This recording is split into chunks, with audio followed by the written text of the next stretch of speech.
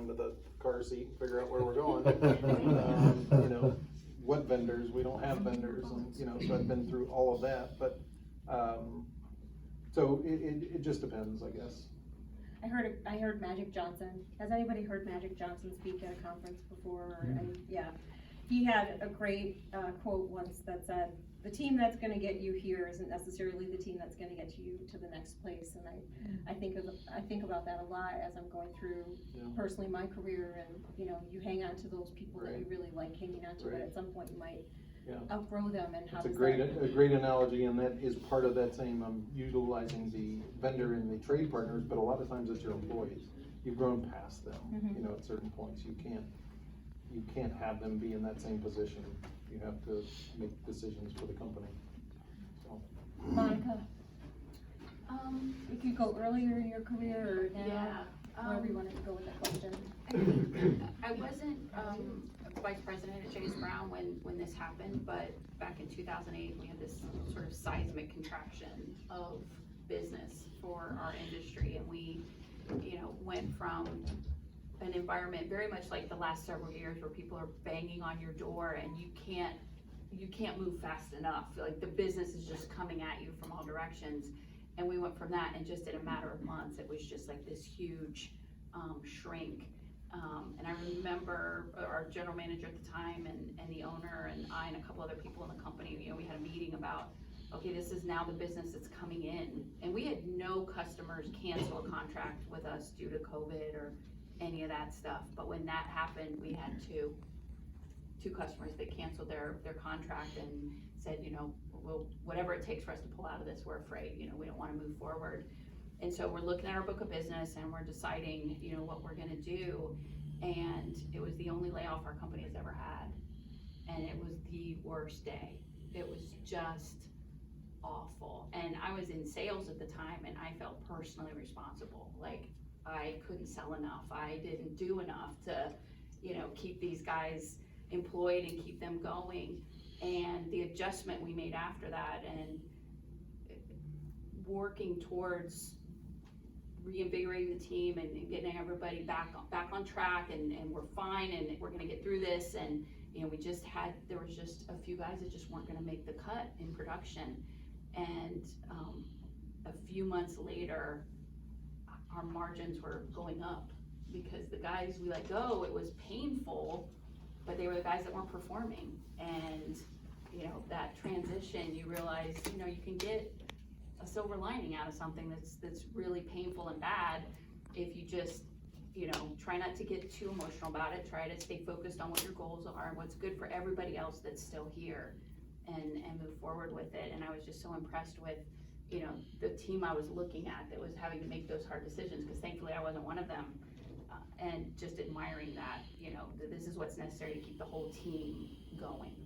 Coming out of that, did you have an opportunity to put processes in place or systems in place for a potential next correction in the market, so that you maybe weren't, the organization, your company wasn't caught maybe off guard, or might have learned some lessons from that could be used? Yeah, I mean, I have to admit, our general manager at the time was a wonderful process guy, and really had established a lot of things already that are still valuable to us now, 20 years later. But the rededication to the process and looking at the metrics more closely and saying, this really just isn't working, and it's not a matter of that this is the way we've always done it, or that, well, this person's a really great, great fun person to have around.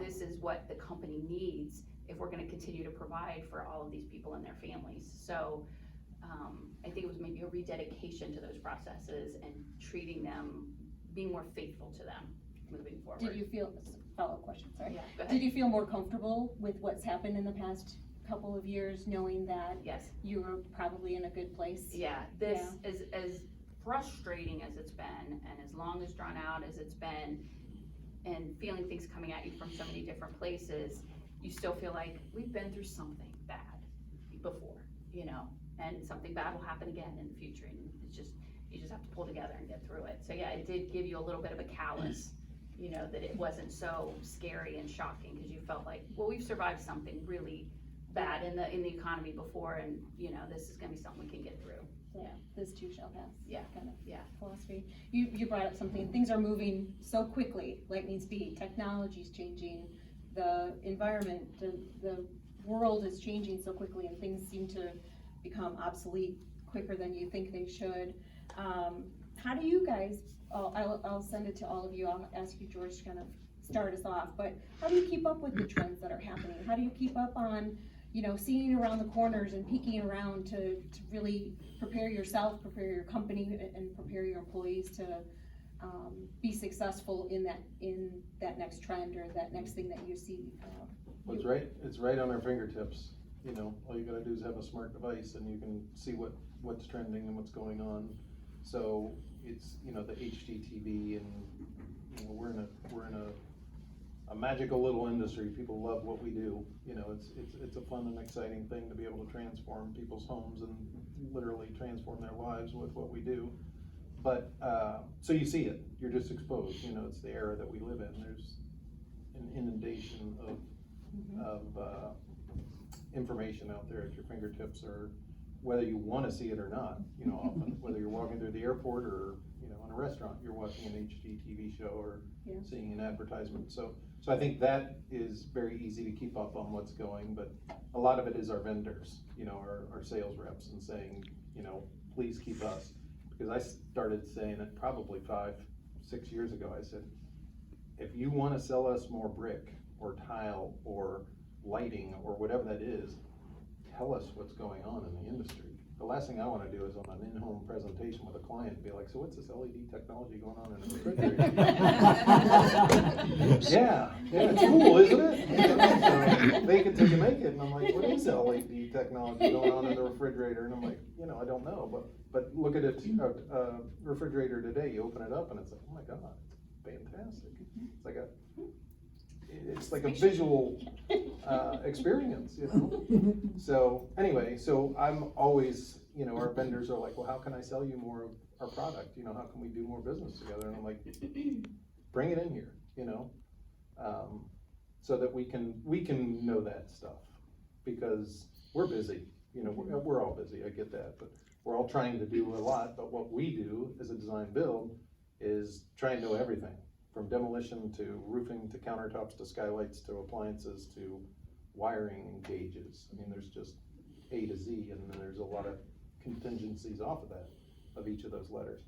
So if you're selling just appliances, that's, you know, that's a huge ordeal in itself, but that's one ordeal. We can't be an expert into that. So one thing we did long ago was just decide we can't do that. You know, as a general contractor model, we need somebody that's a designer to be able to kind of house that department and at least be the knowledge there. Do you feel like you're hearing from people in the green space or the home technology spaces to help integrate into homes for your customers in a way that? Yeah, I love it, but not at a lightning speed, in my opinion, in Columbus. But we do peer networking with people on the coasts and Canada and everywhere in the US. But I think, you know, California, for sure, you know, they're leading technology with energy efficiency and, you know, home automation and all of that. It excites me, but I can't seem to get our clients to really engage in it, you know. Sure, we've done plenty of home theaters and things of that nature, but smart switches and stuff, the more they become more affordable, I think that people are more willing to deal with it. And the nuances, you know, I was one of the people that replaced all the LEDs in my house because they told me I'd never need to do it for another 15 years, and they're flickering and they're not working. You know, well, 4 years now, they probably will last 15 years, but I've had to replace 40% of them because they weren't. Yeah. They just didn't have it mastered yet. Yeah. Nice. Monica, what do you think about the fast pace and the changes that are happening within the remodeling, residential remodeling world? And I agree with George. I mean, I tell clients this every day. You know, I am a really good generalist, but I'm not an expert in anything. I'm not gonna plumb your sink. I'm not gonna install your window. I'm not gonna, you know, I have a network of people that are experts in what they do, and that's what a general contractor is good at, is accumulating those experts and making a team out of them and putting them out into the field with their own with their own guys and gals to make things happen. So, I spent time in individual fields, and that helped me a lot in my early career. I spent a couple years in plumbing and a couple years in lighting and a couple years in cabinets and appliances, and it did inform what I do today, but that was more years ago than I care to mention, and things have completely changed since then. So I agree that the internet and what that brings us in terms of, if there's a webinar that is the least bit interesting to me, I will try to listen to it, even if it means I'm double dipping and multitasking and doing something else while I'm listening, because something's gonna catch my ear that I haven't heard before, and I'm like, oh, what are they talking about now? Enlarge the screen again and really, really dig in. But that's the best thing about our industry, is that it's never boring, ever. I mean, I've been doing this 30 years and I've never been bored. It's a new product, it's a new technology, it's a new way of doing it, it's a new style, it's a new client with a different set of priorities and a different budget and a different house, and every time you're doing something different. It's not cookie cutter stuff over and over again. So I don't mind the challenge of keeping up with stuff. That's the fun part to me. Right. Christy, do you have anything to add? I would say for us, a big part of what we do is making sure we use the terminology right a lot, having the right people in the right seats. So building our leadership team was essential for us, and making sure that we had the experts in the positions so that they can also reach out. And we've got a group right now in California for a conference. We've all talked about the internet and what that can do, but then the other thing that we like to do is then bring our vendors in and bringing our customers in, so that we can show them the latest trends. And At Trend Night? I know, it's amazing. It's a pretty good event, isn't it? It's amazing. So it's really utilizing each other's skill sets, and if you're not an expert or you need to learn more, getting to the seminars, networking with each other. We will promote people sometimes internally that they're the right person, they've got the communication, the leadership, they may not have the skill set yet, so we'll network with the people we do know to help build a team around them for advice. So it's doing the networking, having the relationships, and then providing them with the support so that we can move faster in a time where Amazon will deliver something to you in a day, and I'm sorry, it's coming from Italy. So how do we stay ahead of it and communicate to our customers so they can communicate to their customers and give them the support and the answers that they need, and making sure we have that expertise in hand for them. One of the things, when I was interviewing for my role, Erin will attest to this, I looked and tried to find out how many home improvement shows and remodeling shows there are on TV. There's 88. So I asked, what the impact of that has been on the remodeling industry, and everybody said, everybody thinks it takes a weekend to completely redo your house. And so wondering if this lightning pace that we're moving at is a lot of education that you are doing with your clients to figure out what's realistic, and how do you match that lightning speed of all of this stuff with the reality of just working, in a pace that is acceptable for you and for them. Do you have a lot of experience kind of talking down clients for really understanding how fast things go? I think most people in this industry have to do that regularly. It's partly because there are unrealistic expectations that are put in front of them from TV especially, but even home magazines and other venues where they might get that stuff from. But the second thing is, what we do and what we sell to them ultimately is not a commodity. It's not a car that they can go online to Auto Trader and look at 50 different things. Because even if by some miracle you're getting 4 or 5 companies to price the exact same thing, they're not doing it the same way.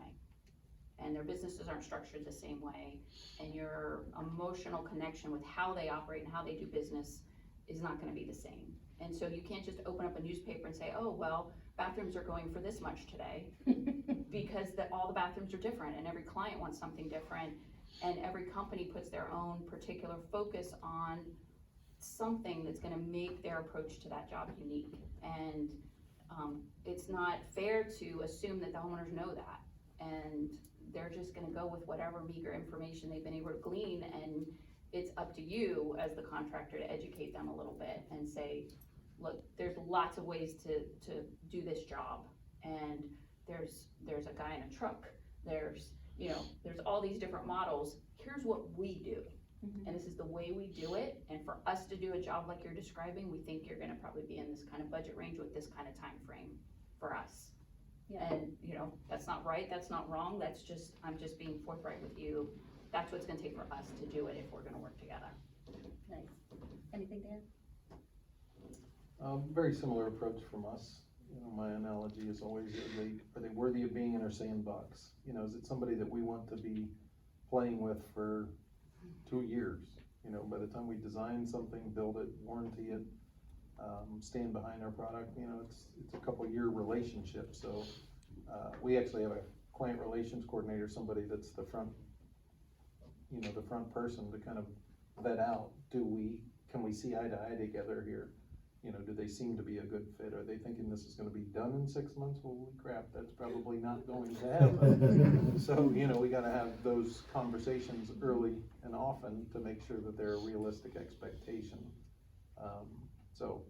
But very similar model, trying to make sure that you're aligned, because it is a relationship, and I use the same analogy, Monica, when I've sold for a company. It's, we're not a TV, you can't go price it at 5 different places. It's an experience, and you've gotta sit and you've gotta be comfortable with somebody, because if you got a red flag or a pink flag, even at this stage when we're just kind of dating, there's probably gonna be bigger issues down the road, so it's making sure that you can trust, build trust in somebody, and that you really like them, it's important. I would, as a homeowner, I would say that I would never have thought that it's like your Uber rating. Like your Uber driver gets to rate you just as much as you get to rate them. Right. To have that as a real understanding about that relationship is really, has been very interesting for me to learn and learn about. You talked a little bit about your vendors. You guys all have your particular vendors you like to work with.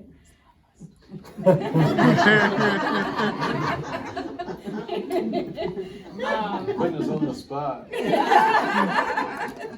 So here's like 3 questions.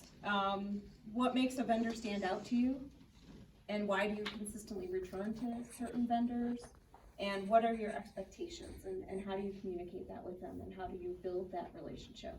So I will pick on Hamilton Parker because they are here, but they're one of our favorite vendors, because I think there's the same kind of mentality and culture fit. It's not about just doing business, it's not about being a transaction. Nobody wants to feel like you're a transaction. You wanna feel like there's a relationship, and if we got an issue, they're gonna stand behind it. And if we have an issue, we're gonna stand behind it.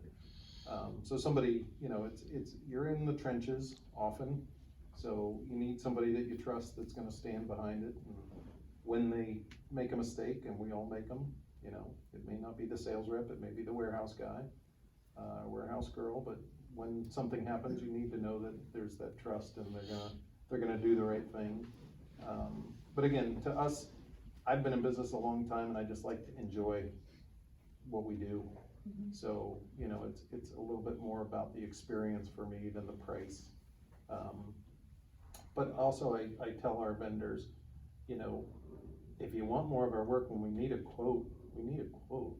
We're not gonna call you at 8 o'clock and say I need it by noon, but within a few days, we'd like a quote. And if the competitor is giving you a quote within 3 hours, it's like, boy, that was really nice. I don't have to call them back, I don't have to email them, I don't have to beg them to give them business. I just need that communication, which, again, it's been very difficult for all of us, in recent times. But previous to that, when we were in a more normal period of time, that was what we enjoyed. The relationship, but also the communication is vitally important. What does it take to get fired by you? To fire a vendor? A lot. I mean, you gotta be forgivable. You gotta forgive people, especially in this climate, but if you drop the ball continually, we can't continue to hit our head on the wall. So, you have to eventually do that sometimes. Yeah. Maybe it's better product offering, maybe it's better pricing, but again, I own the company, I'm not one that tries to beat people up on pricing. We don't, that's not our culture, because we understand there's so much more deeper. You know, there's so much more behind the business. We don't know the business of being a vendor, we know the business of being a client to that vendor. But we're smart enough to realize that it's not just as easy as what it looks like, and just because the owner drives a nice car doesn't mean that he's filthy rich and going home at 3 o'clock. You know, there's a lot of work going on, so you've gotta respect people on their own level. Nice. Throughout my career, there's been people I've, you know, wanted to meet or looked up to, or somebody I've wanted to do business with, that I had to put a plan in place, like how do I get access to that person, or how do I learn who they are? How do you really do that? How do you connect with businesses that you wanna work with, or, you know, what do you do to get the attention of somebody that you're interested in creating a relationship with? The buying or selling end, or both? Both, yeah. So we put in place several years ago, business development in our company. We used to have product, directors, and they would run the whole gamut. They would buy the product, they would train their staff, they would sell it, they would have some insight in the warehouse. And we realized people were wearing too many hats. And so we put together business development. Aaron Shears, who I think some of you know, we put him in that place so that he could really build those vendor relationships. But, you know, again, it's not the transactional piece, it's the relationship piece. But he has the ability to do the research and go out and see who's really a good fit for us, because we're not in for it for the transaction. We want the relationship. We want to know that when they're telling us there's a price increase that we have to pass on to our customers, that it's an honest price increase, and it's not just we're taking advantage of the situation, because then we're passing it on to our customers and they're passing it on to their, it's this ripple effect. Sure. So the first piece to that would be business development has been really big for us in the last 3 years, getting the research done and reaching out. As far as customers, we have a really great sales team that goes out and they build the relationships with our customers, and then a lot of it's word of mouth. Is, have you met with Hamilton Parker? And then we encourage people to do the networking, doing these events, connecting through LinkedIn has been big for us as well. And I encourage our staff, and I do it myself, is it doesn't even, we were talking about WELD earlier today, which is Women for Economic Leadership Development here in Central Ohio, getting out there. And it doesn't have to be industry specific, but get the name out there. Make the connections, meet somebody for coffee, meet somebody for lunch, and find out what they do. Because the more we can support each other within our community, the stronger we are as a community. So put yourself out there. Monica? I think vendors get our attention a lot of ways, and going back to George's earlier point, you know, the internet's a great democratizer as far as, you know, you've got Facebook, you've got Instagram, you've got LinkedIn. There's all of these avenues where you can sort of put your best foot forward, link up with somebody, connect with somebody virtually, and sort of feel each other out on a very superficial level, you know, before you start calling them, cold calling them, or going out like that. And I've seen some vendors have some success with us that way in terms of meeting us or getting involved with us. And man, I just like, I like the feel of what they're putting out there. It's a positive message, and they're doing beautiful work, and yeah, I think we could work with them. And, you know, you might meet them and it might all fall to pieces, but you know, at least it gave you that soft intro before you had to go in and present yourself. So if someone was coming at us from a supply end, you know, they could get to know us, and they could let us get to know them before they had to try to sort of make that raw introduction. So I think that's an easier path than maybe, you know, those outside sales folks had, you know, a long time ago before we had all this internet stuff. And as far as our vendor relationships, and again, we can pick on Hamilton Parker because they're there, and I can pick on Lynn because she's here before she retired. Lynn was one of my favorite reps, and Hamilton Parker is one of my favorite stops. I always tell my clients it's the candy store, and we're gonna go in there and see the most beautiful things. And they were always excited to go if they'd never been there, and if they had been there, they would be intimidated. They'd be like, I've been in that showroom. There's too much to look at, there's too much to see. And I'd say, not when we meet with my girl. she already knows what your price range is, she already knows what our style is, we're gonna go in there and we're gonna be out in an hour. And we were. She made my job easier, and if you're gonna be a vendor or a trade partner with a remodeling contractor, if you make their job easier, not harder, You're winning. it's a win. And there's a lot of grace, and if I flubbed up an estimate, I would call in and I would be like, I screwed this up, I'm a box short, can you help me out? And she would move mountains to try to get me that product. And if Lynn made a mistake, she would say, we made a mistake, we accidentally sold a couple of your cartons and we don't have them, but I'm gonna next day air them in and we're gonna get them here. And I'm like, well, then I'll push off my guy.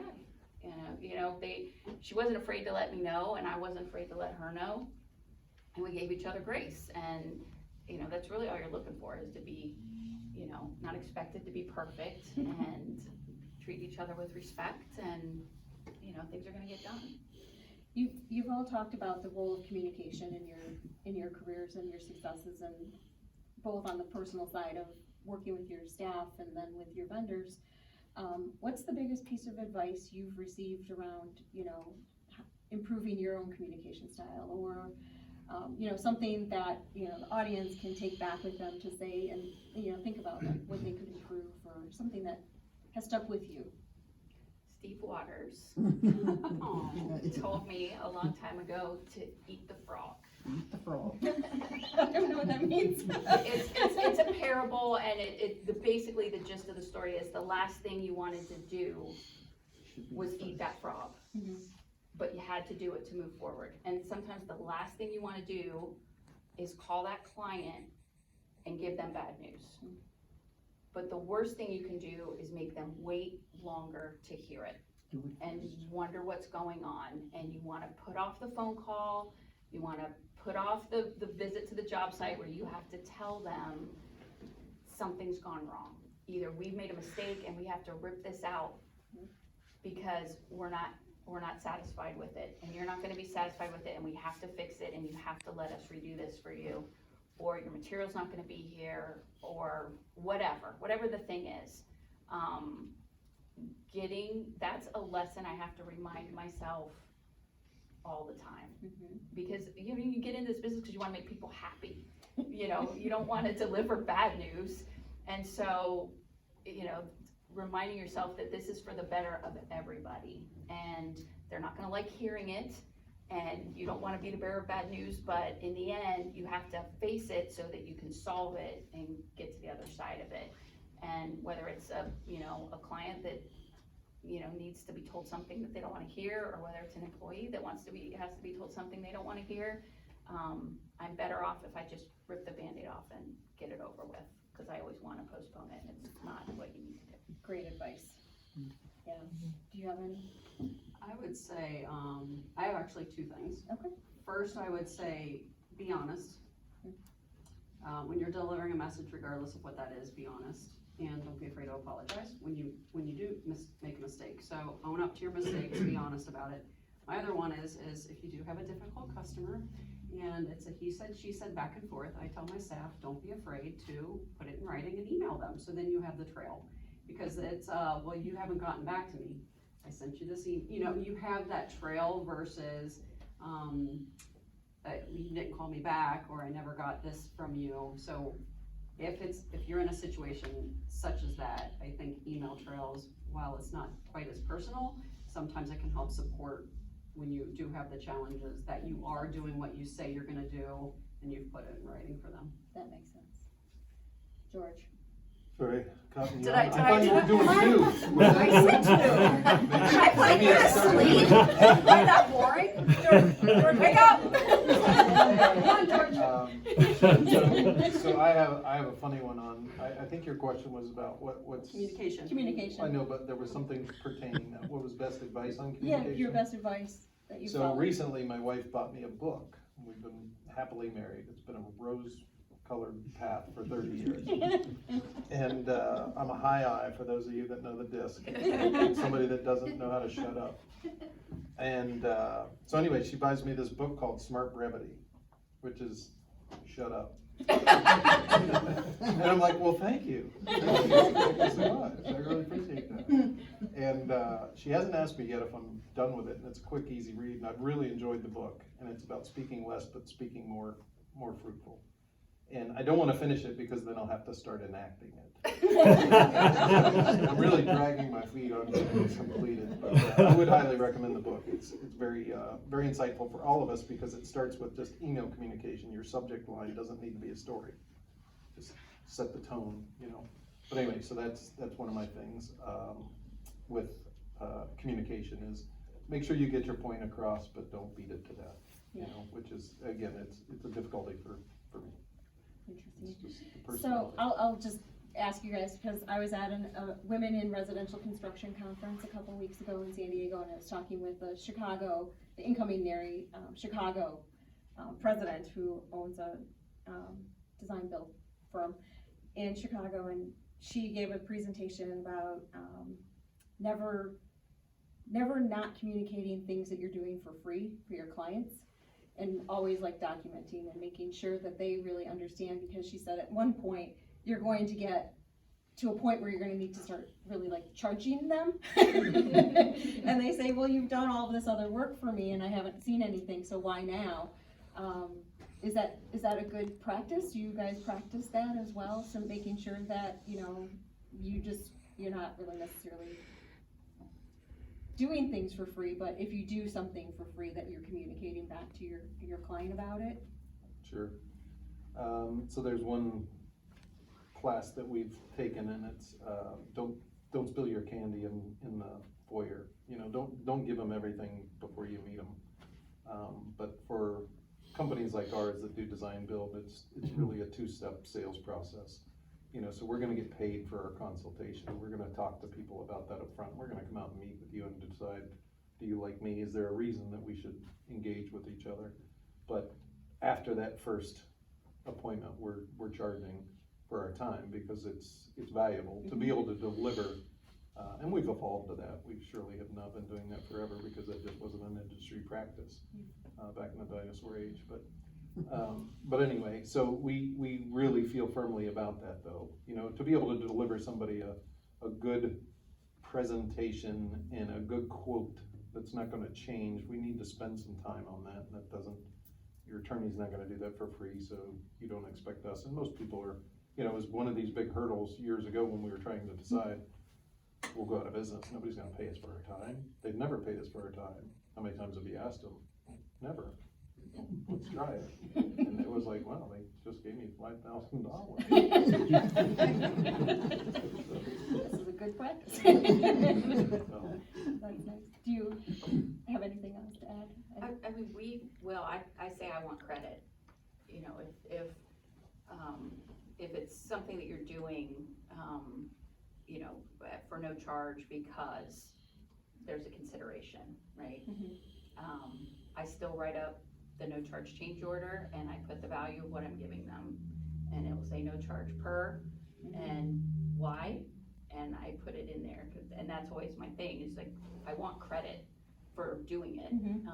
But secondarily, you know, those no charge change orders happen because something's gone wrong in most cases, and either the relationship has deteriorated or there's been a delay or an issue or something, and you're trying to get past that, and you want to make a good faith effort to make that up to them for doing that.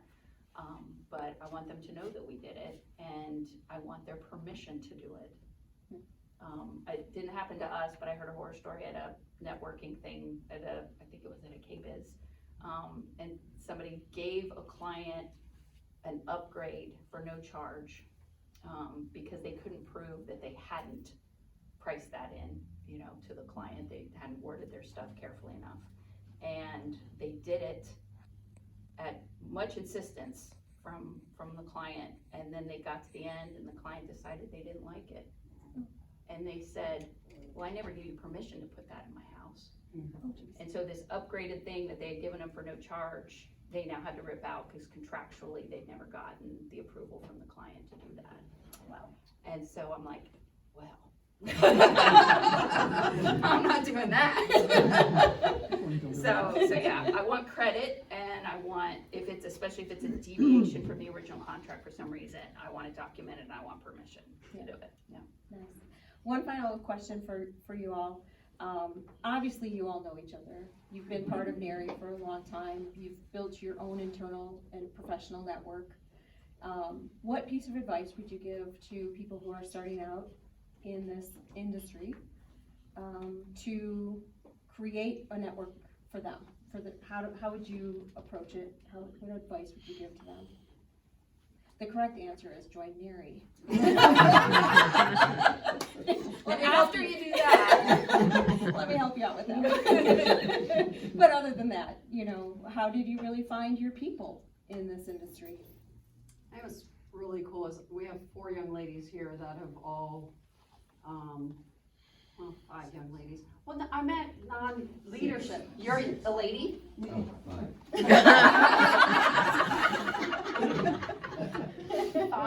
4 young ladies who are not on our senior leadership team. Britt is on our senior leadership team. And our senior leadership, we do, I forgot to say you're here. We do have 5, sorry. I think we do a really nice job of bringing them with us so that they can start meeting people and they can start getting out there on their own and being comfortable. And if we go to events with them, we're like, okay, break up from each other, go meet everybody. Like we really encourage them to stand up and go meet people and make the introductions and shake their hands and get involved. The other thing I will say is raise your hand. I want to get involved. I want to be on a committee. I want to do this.